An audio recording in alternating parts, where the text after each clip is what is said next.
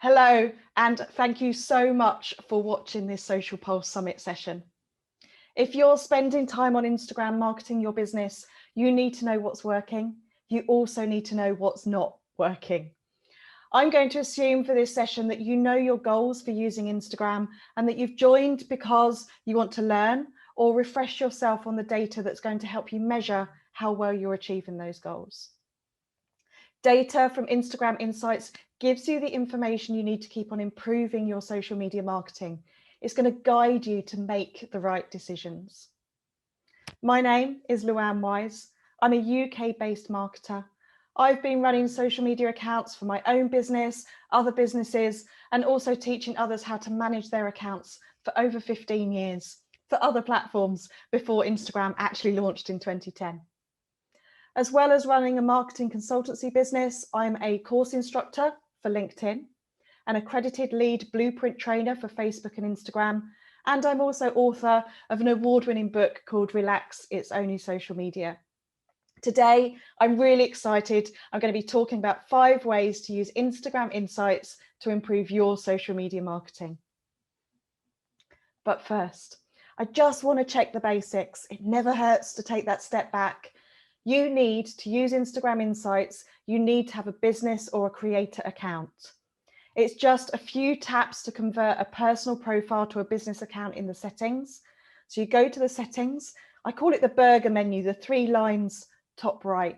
Go to that, then accounts, and tap, as I've circled here, lots of screenshots for hopefully you'll be able to follow throughout this presentation. Switch to a professional account. You have a choice between a business or a creator account. A business account is for retailers, local businesses, brands, organizations, and service providers. The creator account is best for public figures, content producers, artists, and influencers. Whichever professional profile you pick, you will get insights from the point that you do that conversion to a professional account. Now, there's a few different ways for you to find insights within the Instagram app. You can, of course, use third-party tools for this as well. I'm not covering those in the session. I'm going to focus on the app itself. Via that burger menu in top right, tap and you will see insights. You can also access insights from your home page. This is the middle screenshot. You will see insights circled there in the middle. Or also there is an option for underneath the posts themselves. Posts, stories, reels. I'm going to talk about these throughout the presentation, but this screenshot on the right-hand side is a post in the feed. The blue words, view insights, will take you to some data. So you can view insights on the app for posts, Instagram TV, stories, and ads if you're running them. I'll show you story insights later. But right now, there aren't any insights available for guides or reels. On reels, the video thumbnail will show you your total view counts, but there isn't any data for likes, comments, clicks, followers, or some of the other metrics that I'm going to talk about in this presentation. Now, even though you can't see data for reels, if the post is uploaded to your feed, then the reach will count towards your overall reach count for the week. I'll be explaining some of these terms as we go through as well, whether it's a refresher or whether this is new content for you. One other way, I'm not sure if you can see it in blue at the top of the middle screenshot, it says view professional dashboard. This is another option. Take you to there. In January this year, Instagram launched Professional Dashboard as a central hub for information. You may see it, as I said, at the top of your screen. You would click it and it would say insights and it will get you to all the data that I'm about to show you. I'm expecting that this is a new feature, that more data will be added throughout this year, but right now it's just another route to get you to the data that I'm going to talk you through. Before I go on to the 5 ways, just want to do one more slide of a recap, the basics and an overview of what you see. When you go into the app, into Insights, the first screen that you will see is an overview. When you click in, you'll see this menu of options that starts with recent highlights along the top. This is where It will tell you if there's been anything really noticeable in your account performance. If you can see where I've circled at the top here, you can toggle between the last 7 days or the last 30 days. There's lots of options within Instagram Insights to kind of filter things for the views that you want. The rest of this overview, you've got accounts reached and you've got content interactions. You can tap on any of these for more detail, and we're going to do that later in the presentation. We're also going to look in more detail about your audience and content you shared. If you are watching this session live, you'll need to follow through the screenshots with me. But if you're watching the recording, why not hit the pause button and go and have a quick look and then come back. So we know where to find the data. Let's dive deeper and look at how we can use this information to improve our social media marketing. Number one. For me, this is a holy grail of being a marketer, whether it's social media, multimedia, omnichannel, single channel, whatever you're doing, we have to understand who we're talking to. We have to understand the right people that we want to do business with. And what's great about Instagram Insights is that we get this data. We get to find out who our followers are. We see this on that overview screen that I showed you a couple of minutes ago. And this is what you get when you scroll down. You can filter here 7 days or 30 days. Not shown on this screenshot, but above at the top of the page, when you start looking at these insights, you would get a follower breakdown. So you would get to see any new followers, any followers numbers that you'd lost. You get a growth chart, basically. You do need at least 100 followers on your account to get audience data, but I'm sure if you're watching this summit, you've probably been using it for a little while before you're diving into some training.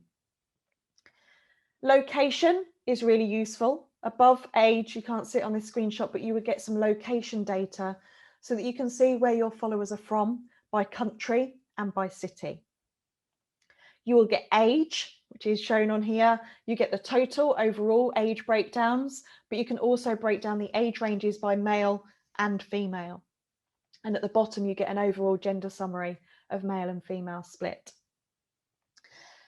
Now, numbers of followers is obviously great. We want followers, so we want people to be seeing our content. We want people to be finding about our business, our products, our services, behind the scenes, everything that we're doing. We need an audience to do anything. We don't want to be talking to an empty room.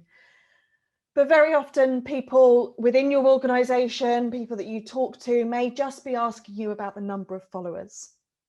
And while you can give them that number, I would suggest that you always try and teach them about the right followers and who those followers are, and just say, you know, right now we're at X number of followers, but did you know they're all within this location and they're in the age group that match our target audience, really much more valuable than a number.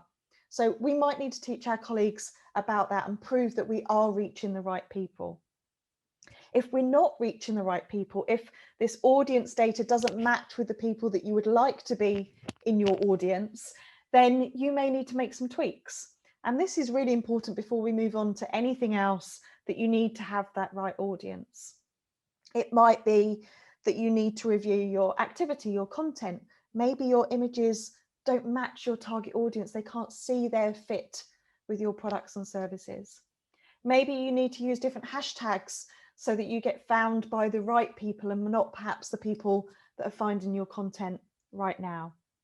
Maybe you need to do some audience research with your clients and your prospects, find out a bit more about them so that you can match your Instagram activity to their behaviors. There is plenty of data available about Instagram's audience. Briefly, it's slightly more female than male. Key age groups are 18 to 34. But it's a platform that's still growing fast. Make sure all the time that you know who you want to reach and that you check this audience data to make sure it's a good match and a good fit for you. The second best way I find to use Instagram Insights comes from this audience data. It's on the same screen. And it's a question that I get asked in any Q&A session. I know we're not having one today, but I would bet that someone would ask this, so I've popped it in anyway. It is about when is the best time to post? Within that demographic audience data, you can find out when your followers are online. This is why it's important that your audience is the right audience, because otherwise you're going to have your tactical inputs, this best time to post, not relevant to the people that you actually want to be reaching. So once we know that we're reaching the right audience, we can then find out when they are online. And that data is broken down by day and hours. I'm going to show you a screenshot in a second. I usually recommend on Instagram 3 to 5 times a week posting, whether that's your feed or your stories. You kind of need to treat them as two activities, really. They of course tie in together, but you need to show up on both. And most importantly, don't worry about that 3 to 5 number, perhaps show up consistently. Show up as consistently as works for your business, your time, your resources. Be active and just keep yourself visible. And when you know the best time to post, you can schedule, which is a really good time management tool as well. It's best use of your time. It means that you don't have to sit and wait to post your content. You can have it all prepped and lined up to reach people at the best time. It gives your posts the best chance for success. Your followers are more likely to see, comment, like, share your content when you reach them at the right time. So let's have a look where this data is. It's right here. It's in that audience section, underneath follower growth, underneath city and country, underneath age and gender. You've got most active times. And you can see there that you can look at this by day and by hours of the day as well. Again, toggle this by last 30 days or last 7 days. At the top, when you're having a look, it may change. It may change seasonally. It may change depending on the world, when we're not in lockdown versus when we are in lockdown and at home all of the time. But have a look at this data for your own business. This is where you may read lots of articles that give you guidelines, but this is your own data, so your own best knowledge of when is the best time to post for you. I've got a screenshot showing the breakdown of this. I know there are 7 days in the week, but 6 looks a lot neater on a slide. So I'm just showing you 6 days of the week to really highlight that each day could be different as well. The peak times when your followers online can vary by day and hours within the day as well. We can see here this example, followers on a Monday are most active 9 till 3, core working hours. But perhaps on a Tuesday, on a Thursday, there is some peak times later in the day as well. So you may need to post at different times on different days of the week. That's why scheduling tools can be so useful. But use this insight, go back to it, check it regularly, but now you know that you're reaching the right people at the right time.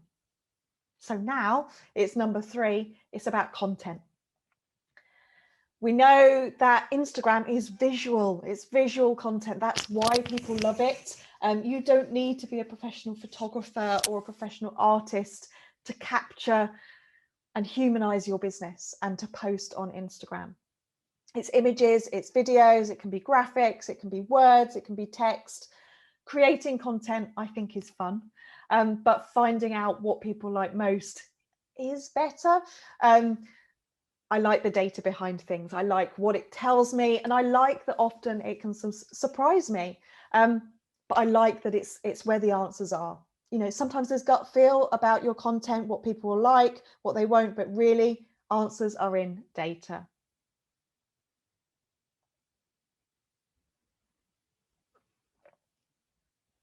As I mentioned earlier, there is a couple of ways to find the data around content. This first one is straight from that burger menu, drop down insights, and we see content you shared. When you click onto content you shared, you will see posts, you'll see stories, you'll see Instagram TV, but click into that and you will then see some more filters. You can filter by type of post, and that will be any post.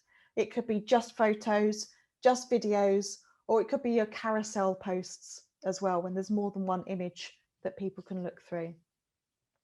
On the right, you can filter through different time periods. Here, you have 7 days, 30 days, 3 months, 6 months, last year, or the last 2 years. And then you can start to see some data around those posts that are being organized in the way that you want them. The middle drop down menu there, which I've put over onto the right as well, is the metric that you want to use. As a default, it's reach. I'll talk about reach in a few minutes, but there is lots of options here. There is whether people are tapping on a call button, if you've put that on your profile, if they're leaving comments, if they are following you as a result of seeing that post, if they like it, if they are saving it. So reach may be one metric for you. Some of the other ones may be more relevant to your business. Have some filters through, look at the different metrics and see what you need to find out and what's going to give you the information that you need to do more of what's working for you and gathering insights. For me, on my personal account, I always find this really interesting. I post a mixture of content from events to behind the scenes, to books I'm reading, to things I'm working on. But my top post for reach in the last 2 years is a photo of my stepson and I visiting an Amazon fulfillment center. He's not overly impressed when I tell him this stat, but I think it's quite amusing that it's a behind the scenes things I do, showing myself that people like to engage with. That is what Instagram is about, that humanizing your business. So you can get these post insights from Insights, the burger menu, but you can also get them from underneath the post, which I'll show you in a second. But first, to clarify this difference between two key metrics that people are using is reach and impressions. There is a small difference. Reach is the total number of people who see your content, regardless of how many times they see it or view it or interact with it. Impressions is the total number of times your content is displayed to people. So they may see it more than once. They may see your content if they scroll past it in their feed. That would count as one impression. If they scroll past it again while perhaps looking at a hashtag, or it comes up in the Explore tab somewhere else, it would count as another impression, but you've just reached one person. So reach is number of people, impressions is the number of times your content is displayed. So very often impressions is higher than reach. And you need to relate these numbers, these long option of metrics that you could report on, back to your business goals. Reach might be a good figure for you to report on, but if your objective was website clicks or people calling to get directions to come into your store, that's the metric that you need to be looking at, because that's how you would be measuring success. That's the information that would tell you what to do more of or what to do differently. So have a look at the metrics, but don't just rely on reach and impressions, even though that's the more common one that we're used to. So this other option of looking at your insights underneath a post, I've used different screenshots, different accounts throughout this presentation to just kind of give some variety to the numbers as well. This is a photography account. When you scroll through your own profile, as I said, you can see view insights underneath the image, and then go through to some slightly different data to we looked at in insights and content you shared. The interesting data here, of course, you can see how many likes and comments, shares and saves you got. And remember now, only you can see this data. Only you can see that number of likes. Likes, comments, great way to see how your community, your followers enjoy your content, what they have to say about it. Saves, well, that's useful if people are actually saving it to have a look at again later. Maybe it depends on the nature of what you're posting. Profile visits, website visits, clicks means that they want to know more about your product or service. So that is useful as well. What I particularly find useful is breaking down impressions, that how people are viewing your content, where it's displayed, because it gives you sources. When you click this view insights underneath a post, it gives you those sources and how people came across that piece of content. Here, whether you can see it on the screen, you might need to zoom in or get closer. You can see that people are finding this post from hashtags, from their homepage because they're already following and scrolling through, from looking at the profile, or in another way. It's quite useful that it's telling you how many accounts you're reaching and how many weren't already following you, because this is a great way to grow your audience, get more followers, if people can find your content in other ways. Now, there is a lot of impressions from hashtags on this piece of content, this beautiful photography from the Cotswolds and the hashtags that were being used. We know hashtags are so important on Instagram. This isn't a session to talk about the importance of hashtags or which ones to use or how to find them, but your insights will show you whether people are finding your content from your hashtags. And if you get some great numbers, or perhaps you get some really low numbers, then you can start to have a look and reference what hashtags you used. People didn't find you that way versus lots of people found you by hashtags. Which ones did you use? So you can start to look for data, but then map it back with your own insights, your own interpretation, your own knowledge to learn what that actually means for you and your business. So that's posts. Let's have a look at stories. I love stories. They're slightly different, aren't they? They're a bit more in the moment, less planned, less prepped, but they do tell this story. And you know when they appear along the top of your app that you want to go in and have a look at what people are up to. So 2 ways to look at insights on stories. If your story is still active within that first 24 hours, you can swipe up. You can see some stats around whether people have clicked through to your website, clicked on your profile, whether they've interacted with it. But you can also click on the eye icon to have a look at who's viewed that story. And it may be that you start to notice patterns. You might start to notice some regular story viewers. Perhaps you have a scroll through and you spot some influencers in there that you could be working with and collaborating in the future. Have a look, insights are there. Posting the story is one thing, but we want data. We want to know what's happening. You can also get story insights within the main burger menu, insights, content you shared. You would see there your stories.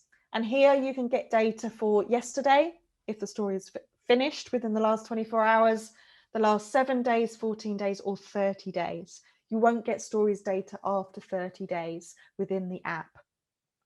You can toggle at the top by time, but also metrics again. So just as we did this on posts, within the feed, we can do this for stories. And we've got some slightly different metrics here for you to have a look at afterwards. Of course, we've got reach and impressions. We've got profile visits. We've got website taps, but we've also got exited and next story as well. So if you have more than one story at a time, it could be useful to see when people stopped watching your story or what they did next. So make sure you know what you're doing on stories and then go and look at the data to find out how people are interacting with them. And then Instagram TV, again, 2 ways of finding Instagram TV insights. From the main burger menu insight content you shared, you would see stories, but also underneath the Instagram TV post itself, here there's 3 dots. It doesn't say view insights in blue text. It says there's 3 dots, click on it, and you would see the data on the right from the post itself. From content you shared is the screenshot on the left. And here you've got the data around its video. So you're going to get video views. And when you look at the post itself, you will see when people perhaps started watching the video and if they dropped off within it as well. So whatever content you're posting, there's insights there to tell you what's working, what people are enjoying, what they're engaging with, which brings us to the next point. Point 4 of my 5 ways to use insights is about engagement. It's great putting content out there, but we want people to do something. And engagement means many of those metrics. It means, have they liked it? Have they commented on it? Have they sent you a DM message about it? Have they shared it to anyone? Have they taken an action? Have they clicked on the website? Have they called for instructions? And for me, this is a really key point when it comes to social media, that we want people to engage with our posts. We don't just want to post content out there and go, tick, job done. We want people to do something. And I find when I'm writing content and talking to people about writing content for any social media platform, that it's really important to tell people what you want them to do next. Do you want them to comment? Do you want them to tag in a friend? Do you want them to enter a competition? Do you want them to visit your website or sign up for an event? When you're creating your post, make sure you tell people what you want them to do, because then that's what you're going to measure. When you're looking at your insights on your posts, similar screenshot to before, but this is when you're now looking at those engagement metrics. You're looking for likes, comments, messages, and saves. You're looking for actions. Did people visit your profile? And you're looking to see what they did. It will be different. This is just one screenshot. It depends what the post was, where you posted it, the type of post, the dates as to what data you might see. But really, content and visibility, reach and impressions is one thing. We want people to engage and do something. And then it's up to you to reflect on that data. Did you run a promotion? Did you share more stories? Did you do something that was really topical? What happened to get those stats? Can you add any knowledge, experience, insights to make sense of that data? I haven't got this on the screen, but one tip for you when I'm looking at engagement is that I actually take the data, put it into spreadsheets and calculate percentages, because I think that's an easier way to make comparisons. I try to work out an engagement rate, which is the number of interactions, whatever engagement I'm following. It could be total, it could just be likes, whatever metric I want this engagement rate to measure. I divide it by the total number of followers at that point, which relates it back to my audience, to get, and times it by 100 to get an engagement rate, because this is a lot easier to compare as a percentage. But also, if I'm ever looking at competitor data and have some access to data that will give me engagement rates of my competitors, it's a much more like for like comparison, because it takes into account audience size as well as the actual engagements on the post. So I would suggest taking this data into a reporting tool and turning it into percentages if you're looking for patterns. And this analysis really brings me to my fifth way in this presentation for using Instagram Insights to improve your social media marketing. It's to highlight that you can use all of this opportunity within the app to test out new ideas. We know what data is now available. We know that if we try something that we can measure it. We know that we've got some data already to be a benchmark against to see if these new ideas perform better or not so well. You know, social media, it's a constant experiment, isn't it? The platform doesn't stay still. There's new features, changed features all the time. The world doesn't stay still. People's behavior doesn't stay still. So we need to constantly iterate. We can't find, you know, if we ever find a magic formula, we can't stand still and rest on our laurels. We've got to keep trying, keep experimenting, looking at data and looking for patterns and asking why, adding our own knowledge to the numbers. So maybe now, you know, having watched this presentation or the recording and paused it on the playback, you know what data is available. So perhaps you could now, as an action point, develop a testing program for new ideas.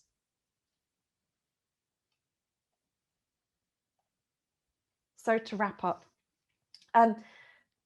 hopefully you're in no doubt that I'm a big fan of Instagram analytics. I believe that they are the best way to understand who your audience is and to make sure that you're engaging with the people that you want to, that you know when they're most active. You'll be able to find out what type of content they engage with the most. But ultimately, you need to be clear on your business goals so that when you're looking at the data, you can add value to your business and to your social media activities. In this presentation, I've covered insights for posts, stories, and Instagram TV. There is data also available for shopping and ads if you're in e-commerce or if you're running ads on the platform. And I'm sure that insights for lives, reels, guides are probably on their way. My final point is that with insights, I look for two things. I look to understand what I need to stop doing and what I need to keep doing. They're my ultimate questions that I have on my notebook when I'm doing any reporting. What does this data tell me I need to stop doing because it's not working, it's not getting the results I need? Or what do I keep doing and perhaps improve on. Looking at the data, improving social media marketing all the time, that's what we're looking to do. So I hope this presentation has been helpful on this topic.